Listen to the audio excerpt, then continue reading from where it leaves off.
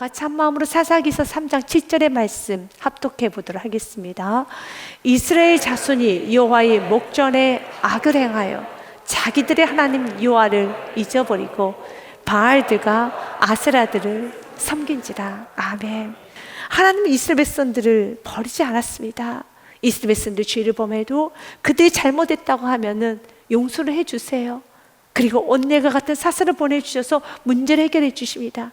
그런데 또다시 범죄한다는 게 문제죠.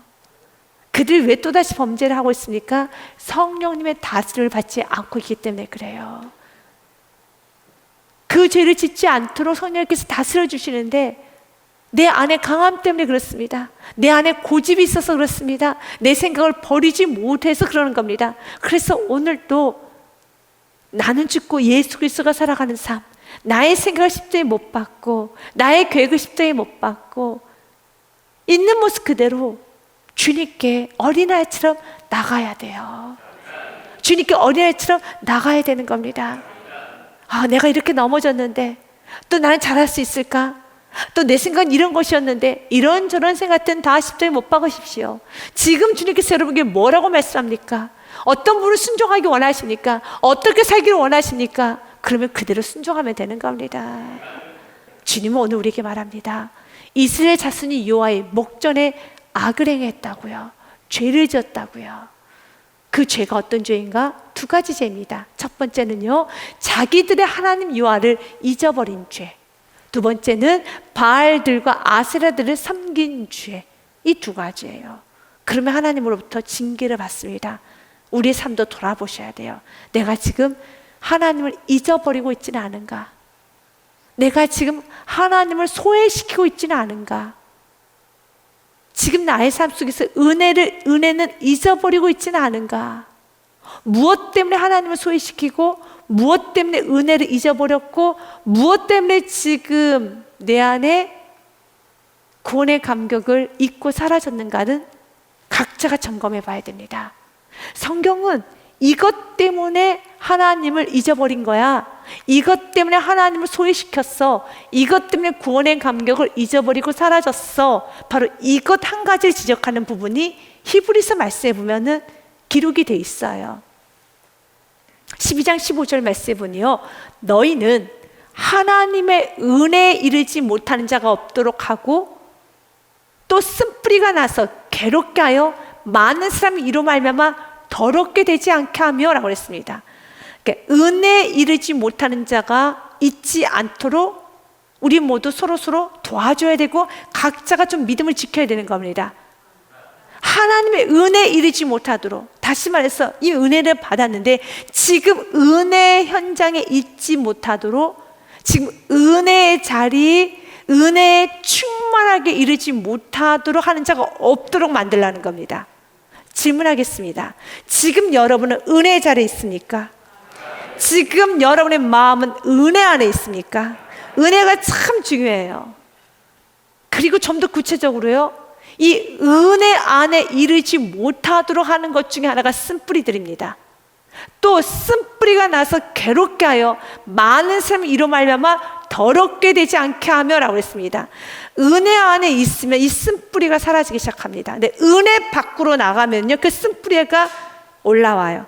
다시 과거의 생활로 돌아가고자 하는 몹쓸 회귀 본능이 있어요. 몹쓸 회귀 본능이 있습니다. 이게 쓴뿌리예요. 그 쓴뿌리를 뽑아내야 되는 겁니다. 이 쓴뿌리는 나의 노력으로 뽑아지는 것이 아니라 말씀으로 녹여야 되는 겁니다. 보혈의 피로 뿌려야 되는 겁니다. 각자에게는 쓴뿌리들이 있어요. 그래서 내가 은혜 안에 있을 때 그 쓴뿌리가 사라져요.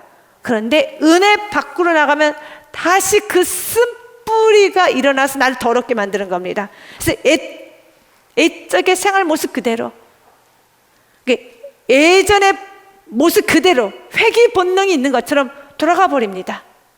옛 모습 그대로 돌아가 버립니다. 그래서 우리는 은혜 안에 있어야 되는 겁니다. 지금 여러분들이 다시 옛날로 돌아가려고 지금 움직이고 있다면 은혜 안으로 들어오십시오. 다시 옛날로 돌아가려고 지금 여러분 안에 쓴뿌리가 자라고 있다는 것이 오늘 말씀을 통해서 보여주면요, 아, 깨어 있어야 되겠구나. 쓴뿌리가 지금 자라고 있구나.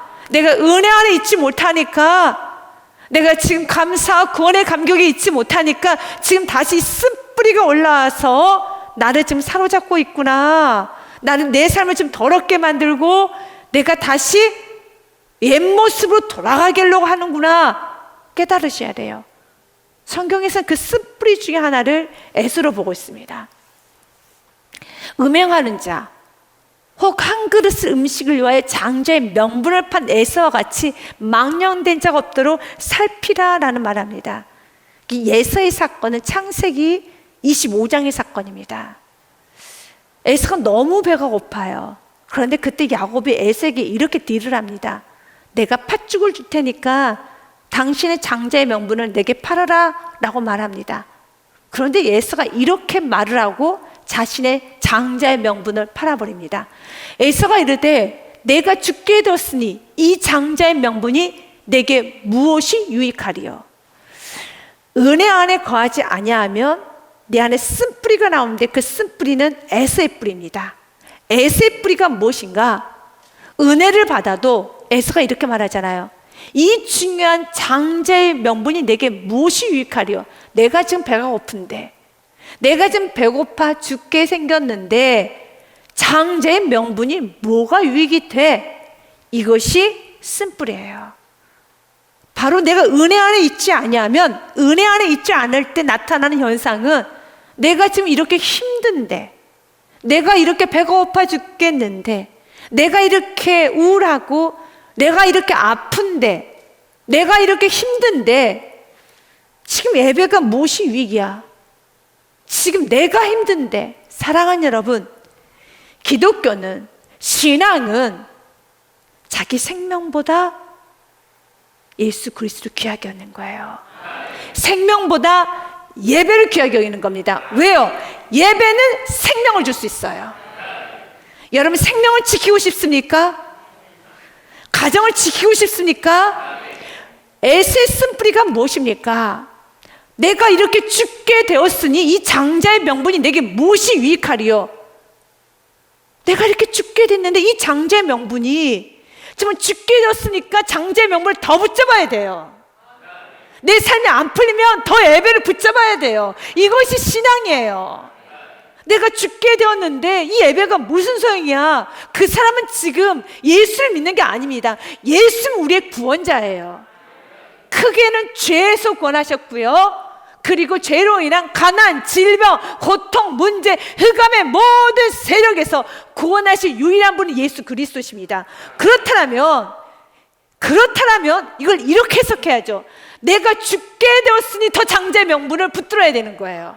내가 죽게 되었으니 예배를 붙들어야 되는 거예요. 내가 죽게 되었으니 전도를 붙들어야 되는 것이고, 내가 죽게 되었으니 기도를 붙들어야 되는 겁니다. 이것이 신앙이에요. 이것은 은혜 안에 있을 때만이 가능해요. 은혜 밖으로 나가게 되면 이런 쓴뿌리들이 올라와서 말을 이렇게 한다는 겁니다. 에서처럼 말해요.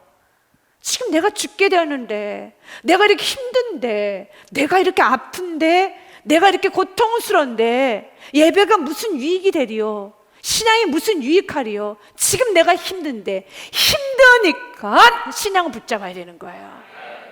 그런데 성경은 33절부터 계속 연이어 이렇게 말합니다.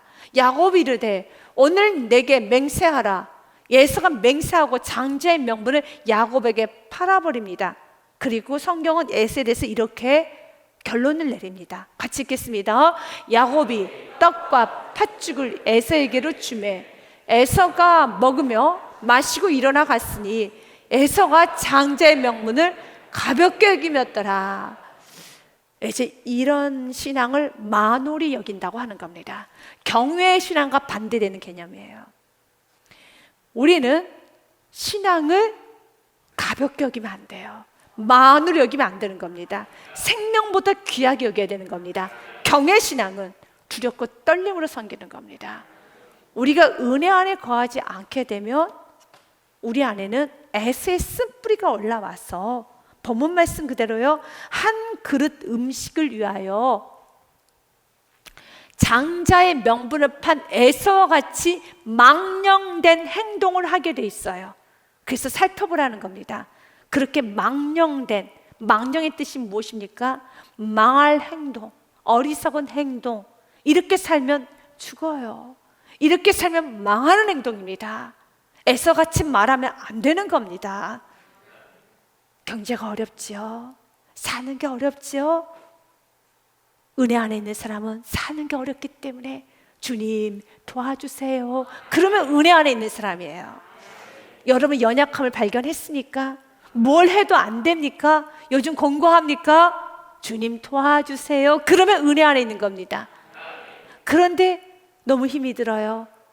뭔가를 하고 싶어도 못 하겠어요. 뭐가 잘 안 돼요. 이미 에서의 쓴뿌리가 올라오게 되면은 은혜 안에 거하지 않은 사람은 신앙을 저버려요. 신앙을 가볍게 여겨요. 예배를 가볍게 여겨요. 바로 그는 지금 망령된 행동을 하고 있는 겁니다. 지금 망할 행동을 하고 있다라는 거예요. 주님께서 오늘 말합니다. 망령된 자가 없도록 살피라. 17절 말씀 같이 읽겠습니다. 너희가 아는 바와 같이 그가 그 후에 축복을 이어받으려고 눈물을 흘리며 구하되 버림바가 되어 회개할 기회를 얻지 못하였느니라. 아멘. 맞아요. 이렇게 신앙 함부로 여기고 만홀히 여기면 회개할 기회도 못 얻습니다.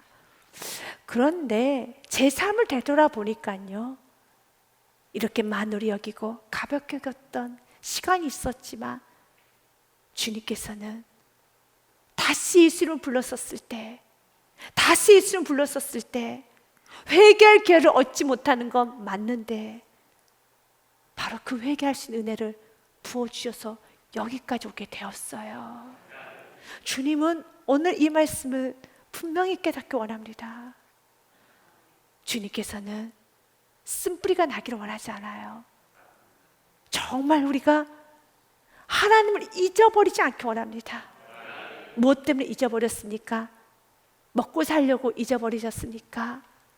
너무 힘이 들어서 잊어버리셨습니까? 에서처럼 내가 죽게 되었으니까 하나님을 잠시 뒤로 하고 있으니까 죽게 되었다면, 먹고 사는 게 힘들면, 나의 연약함을 아셨다면 그때도 예수 이름 불러야 될 때라는 겁니다. 이스라엘 백성들의 죄는 두 가지. 첫 번째는요, 여호와 하나님을 잊어버린 죄, 바로 에서와 같은 죄, 망령된 죄, 만홀히 여기는 죄, 업신 여기는 죄를 지었었습니다. 그리고 두 번째, 하나님을 잊어버리고 바알들, 우상을 하나 두 개 섬긴 것도 아닙니다. 바알들과 아세라들을 섬깁니다. 수많은 우상들을 섬겨요. 이것도 의지해봅니다. 저것도 의지해봅니다. 이 방법도 써봅니다. 저 방법도 써봅니다. 사랑하는 여러분, 예수밖에 없습니다.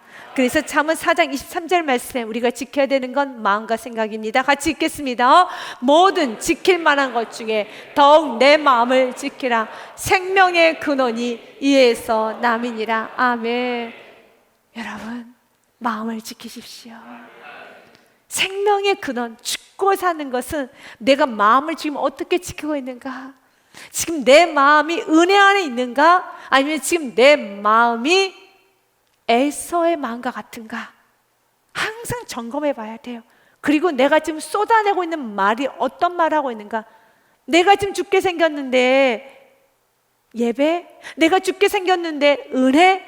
이렇게 말하고 있는 패턴이 지금 여러분에게 있다라면, 내가 지금 에서 편에 있구나. 돌아오셔야 돼요. 돌아와서 하나님 편에 있어야 되는 겁니다. 마음을 지키십시오. 죽고 사는 것은 이에서 남이니라.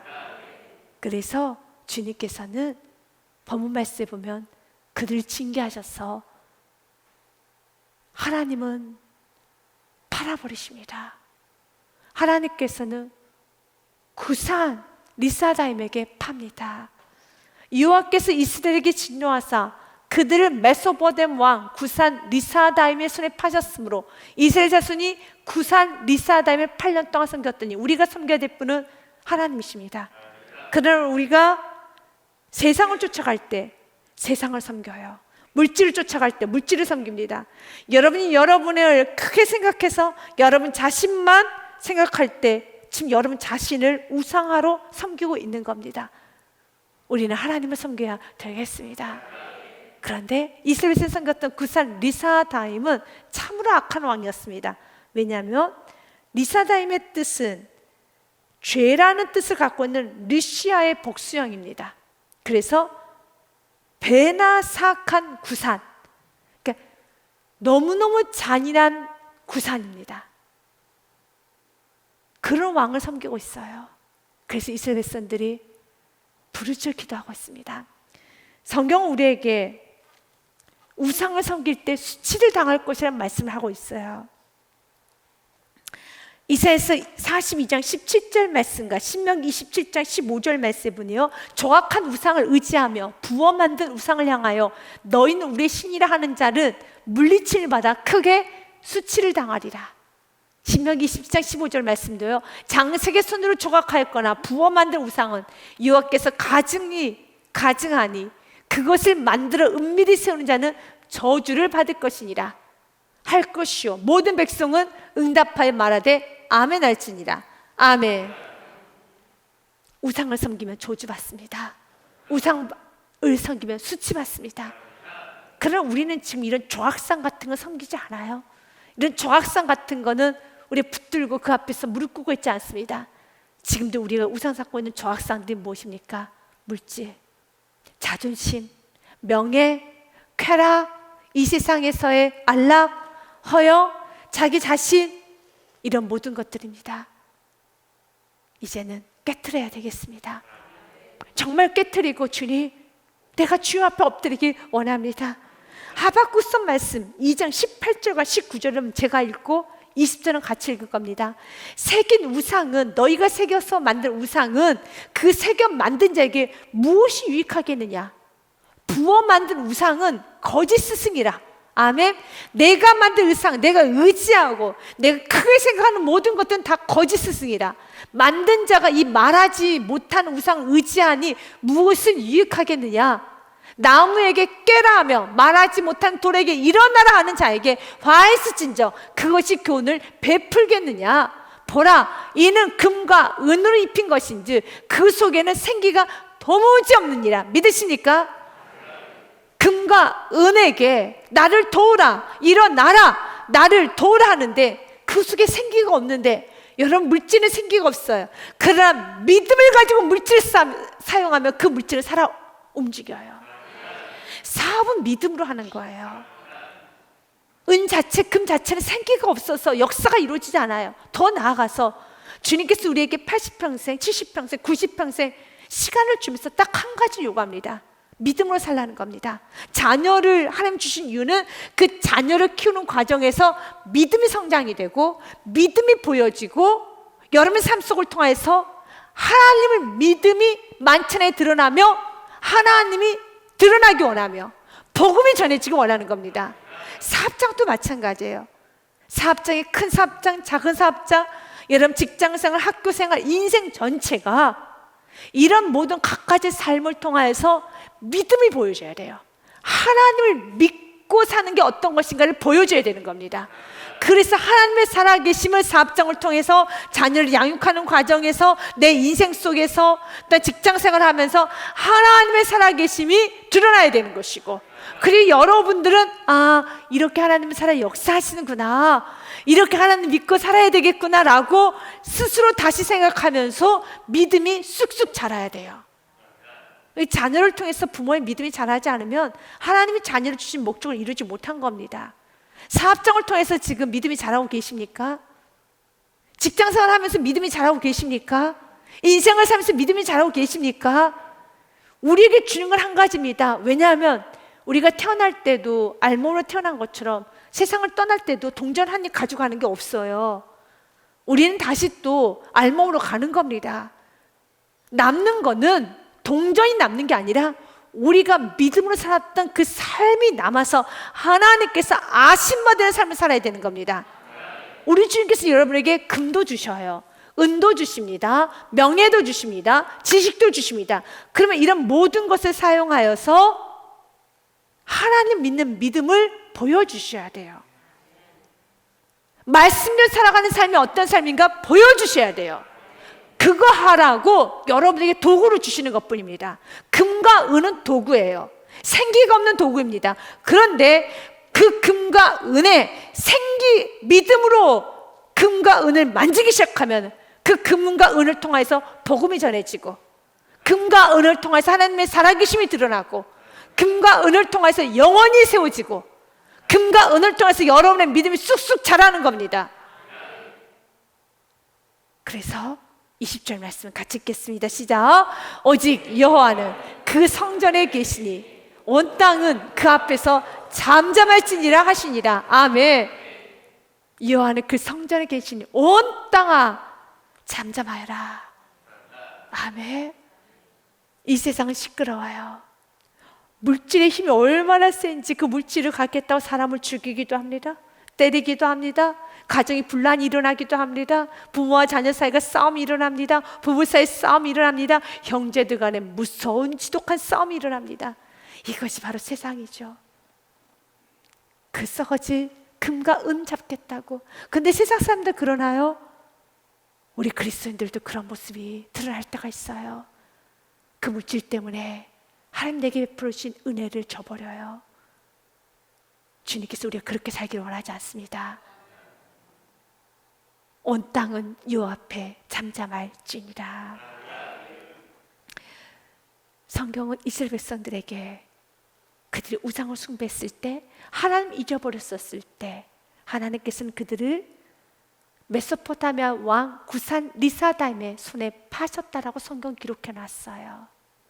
그리고 9절 말씀에 보니 이스라엘 자손 여호와께 부르짖으매라고 됐습니다. 그러면 결과가 어떻게 될까요? 구원받습니다. 부르짖으면 구원받습니다. 여호와께 돌아오면 구원을 받습니다. 아니, 여호와께 부르짖기만 하면 정말 구원을 받습니까? 네, 맞아요. 우리가 용서를 구하면 하나님은 용서하지 못할 자가 없고, 여러분 또한 정말 주님께서 회복시키지 못할 영혼은 없습니다. 주님께 돌아오십시오.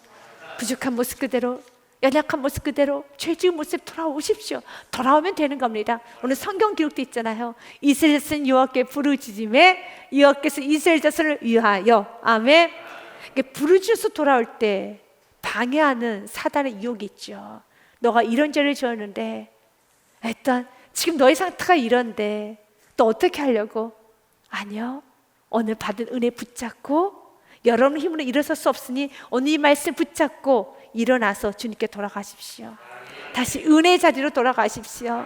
먹는 걱정, 입는 걱정, 마시는 걱정 때문에 내가 지금 이렇게 죽게 되었는데 라고 하면서 두려워하지 마시고, 낙심하지 마시고, 불평 원망도 하지 마시고, 이렇게 죽게 되었다는 거 주님도 너무 잘 알고 계십니다. 여러분의 연약함 너무 잘 알고 계십니다. 주님이 도와주실 것입니다. 마음의 평강이 사라졌잖아요. 마음의 기쁨이 사라졌잖아요. 기쁨부터 회복시켜야죠. 평강부터 회복시켜야죠. 감사부터 회복돼야죠. 그래야지 사업도 되는 것이고, 그래야지 인생 행복해지는 것이지, 이미 마음에 기쁨이 없는 거 다 아는데 기쁨 있는 척 할 필요도 없어요. 주님께 돌아오셔서 기쁨부터 회복시키십시오. 언제 여러분이 기뻤습니까? 언제 여러분이 감사했습니까? 언제 여러분의 마음이 충만했습니까? 예배를 제대로 드리고 주님께 여러분 엎드릴 때 그렇게 기뻤잖아요. 그래서 지금 돌아오라는 것입니다. 이스라엘 자손 여호와께 부르짖음에 여호와께서 이스라엘 자손을 위하여 한 구원자를 세워 그들을 구원하게 하시니 그는 곧 갈렙의 아우 그나스의 아들 온니엘이라 라고 말하고 있습니다. 사랑하는 여러분, 하나님께 부르짖으면 하나님께서는 준비해 놓으십니다. 하나님께서 온니엘을 준비해 놓으셨습니다. 이젠 우리가 온니엘을 좀 보기 원합니다. 성경 그 온니엘에 관해서 이렇게 말을 하네요. 바로 구원자로 온니엘을 세우셨다고요. 이렇게 하나님께서 쓰시는 사람들이 있어요. 여러분이 쓰임을 받아야 됩니다. 그 시대에, 그 지역에, 그 시간에 쓰셔서 그 사람을 통해서 주의가 축복을 받고, 그 사람을 통해서 그 머무는 공간이 오늘 17절, 11절 말씀처럼 평온하기 원합니다. 아멘. 같이 읽겠습니다. 그 땅이 평온하지 40년에 그나스 아들 온니엘이 죽었더라. 아멘. 내가 머무는 그곳에는 평온이 임해야 되는 겁니다. 내가 머무는 곳에는 평온이 임해야 되는 겁니다. 이렇게 어려울 때 하나님께서 쓰시는 사람이 돼야 됩니다. 어떤 영혼을 구원하는 데 있어서 여러분들이 구원의 통로자가 되시고, 어떤 영혼을 믿음을 회복시키는데 여러분들이 축복의 통로자가 되셔야 됩니다. 그러니까 참 그런 인생이 가치로운 인생 아니겠습니까?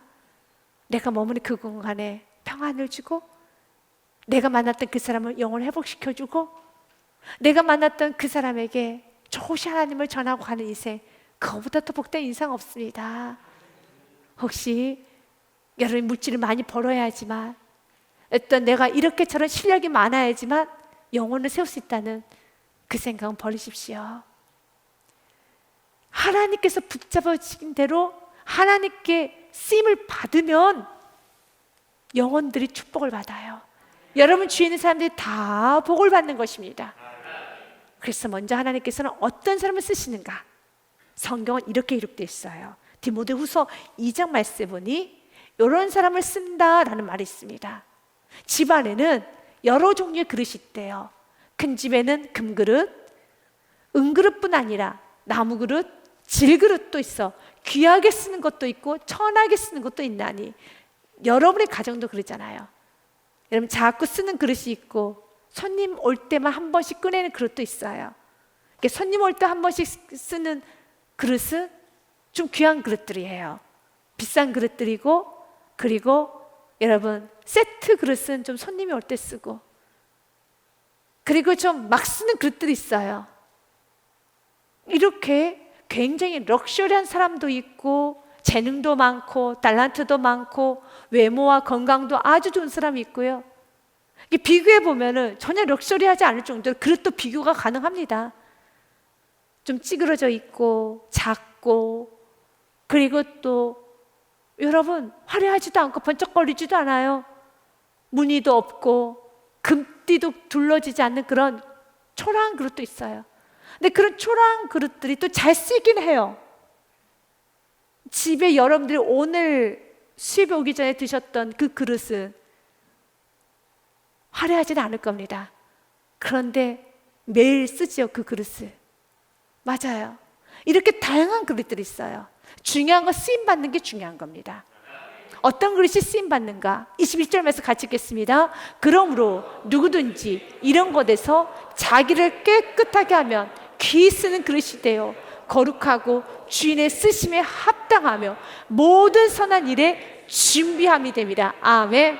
첫째, 깨끗한 그릇만 쓰세요. 온니엘이 어떻게 깨끗하게 살았는지를 성경 기록되지 않았지만, 하나님 온니엘을 썼다는 것은, 또 온니엘이 머무는 그곳에 평안이 임했다는 것은 말씀 그대로 그의 삶이 거룩해졌다는 거예요. 거룩이 무엇입니까? 생각이 구별되어야 돼요. 행동이 구별되어야 합니다. 언어가 구별되어야 합니다. 어떻게 해요? 에서처럼 말하면 더러운 그릇이에요. 그래서 성경은 뭐라고 말합니까? 에서와 같이 더러운 일을 하지 말아라라는 말씀이 기록되어 있지 않았습니까? 맞아요. 더러운 그릇은 에서처럼 말하는 겁니다. 거룩은 생각과 언어와 행동이 구별되어야 됩니다. 에서는 세상의 사람들이 이렇게 말합니다. 내가 이렇게 힘든데, 내가 이렇게 죽게 생겼는데 이런 게 무슨 소용이 있어? 세상 사람들 말입니다. 우리는 믿음의 사람들은 거룩하게 말해야 됩니다. 힘이 드니까 더 예배해야 됩니다. 어려우니까 더 주님을 잘 섬겨야 됩니다.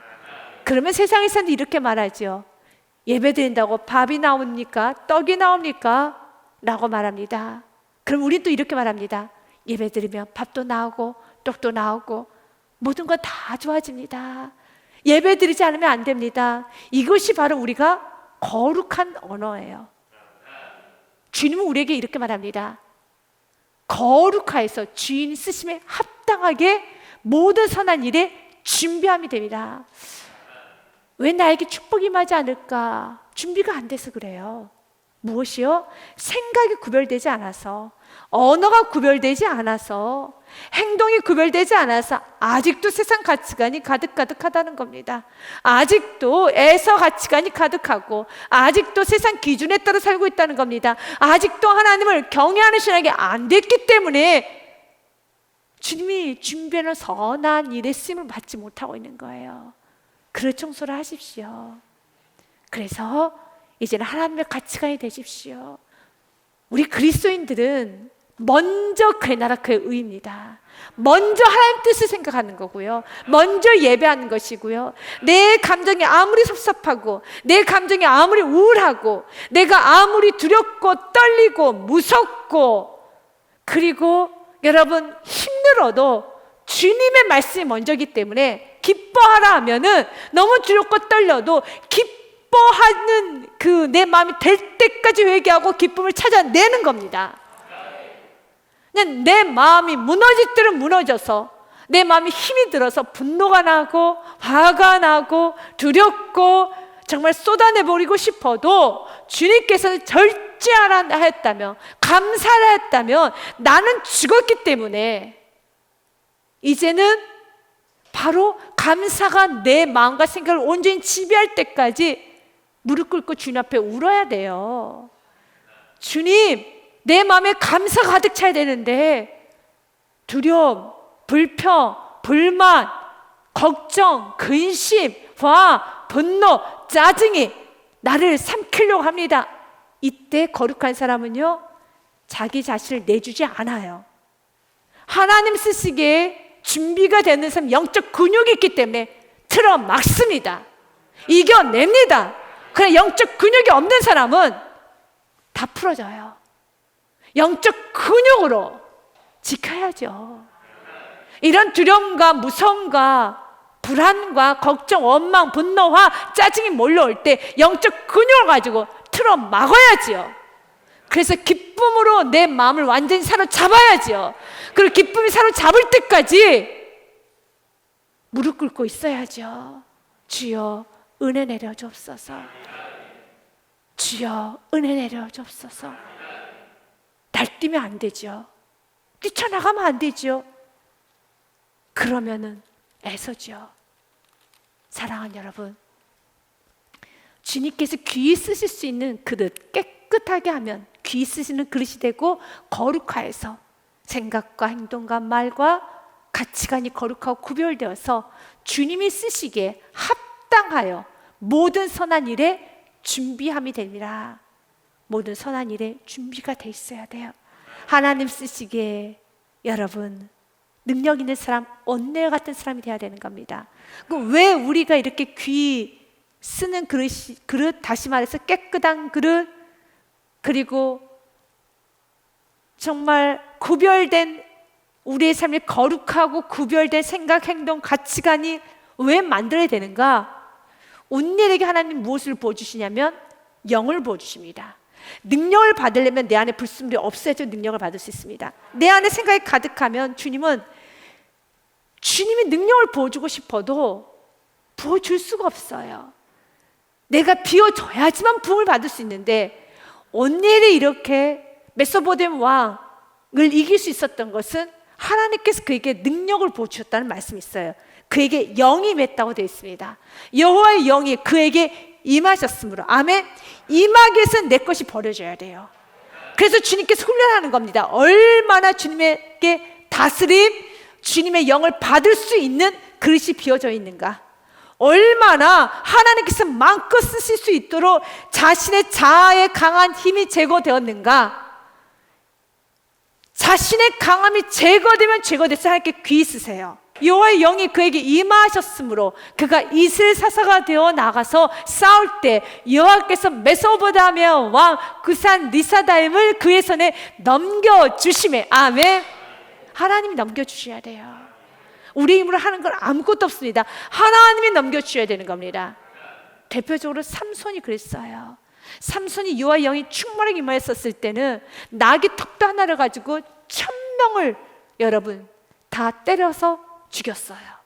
그러나 그가 범죄했었을 때 여호와의 영이 떠나버립니다. 그랬더니 그 결과가 무엇입니까? 들려가 이르되 삼손이여 블레셋 사람이 당신에게 들이닥쳤느니라 하니 전에 같았었더라면은요 블레셋 사람들 다 죽였을 겁니다. 그런데 삼손은 블레셋은 죽이지 못합니다. 이유는 한 가지입니다. 삼손이 잠을 깨며 이르기를 내가 전과 같이 나가서 몸을 떨치리라 하였으나 여호와께서 이미 자기를 떠나신 줄 깨닫지 못하였더라. 주님이 떠나면 우리는 아무것도 할 수 없습니다.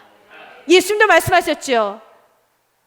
우리가 주 안에 있지 아니하며 내 안에 거하지 아니하면 너는 아무것도 할 수 없음이니라. 너희는 아무런 열매도 맺을 수 없음이니라.